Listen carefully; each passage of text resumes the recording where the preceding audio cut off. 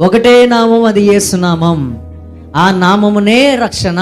ఒకటే నామం, భూమి మీద ఇవ్వబడిన ఒకటే ఒక నామం. అదేంటి అంటే యేసు నామము. తృణీకరింపబడిన ఆ రాయే ఆ రోజు యూదుల చేత తృణీకరించబడి ఈ రోజు మన మధ్యన తృణీకరించబడుతున్నటువంటి తేలికగా కనపడుతున్న ఆ నామం ఉందే, అదే మన జీవితానికి విలువిచ్చే నామం అని గుర్తుపెట్టుకోండి. ఆ నామాన్ని బయట చెప్తాక మీలో కొంతమంది సిగ్గుపడుతున్నారు. బైబిల్ పట్టుకుని రావాలంటే అబ్బో ఈవిడ చర్చికి వెళ్తుందా అనుకుంటారని సిగ్గుపడుతున్నారు. అది ఘనంగా ఎంచుకోండి. నా నిమిత్తం నా యేసు ప్రభు సింహాసనాన్ని వదిలిపెడతానికి ఇష్టపడితే, నా నిమిత్తం ఆయన సిలువ మీద చనిపోవడానికి ఇష్టపడితే, ఆయన నా కోసం ఉమ్మేయించుకుంటే, ఆయన నా కోసం శాపాలు పెట్టించుకుంటే, ఆయన అందరి చేత తృణీకరించబడితే నీకు బైబిల్ పట్టుకోవడానికి అంత నామోషియా? క్రైస్తవురాలని చెప్పుకోవడానికి అంత బాధ, సిగ్గా?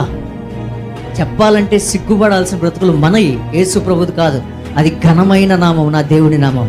ఒకటే రక్షణ ఇచ్చేటువంటి నామం, ఒకటే నామం. ఏ నామం? గట్టిగా గట్టిగా యేసు నామం.